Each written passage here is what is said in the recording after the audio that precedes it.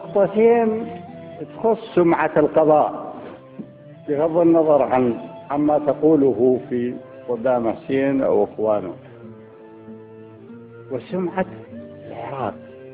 ظلون أنتم عراقيين، وصدام حسين حي أو ميت راح يظل عراقي وعربي ومؤمن.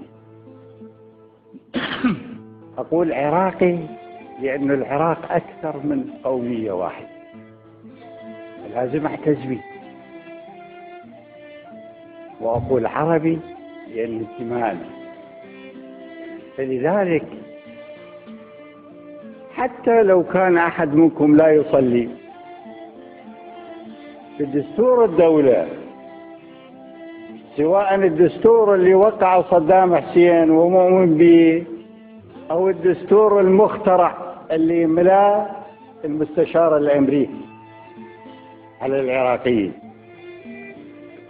الإسلام دين الدولة.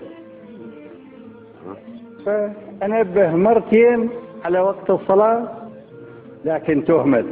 لا لم تهمل، لكن الشاهد كيف ما تهمل؟ لا يمكن مقاطعة. كيف يؤجل رب العالمين، يؤجل حق رب العالمين ويسمع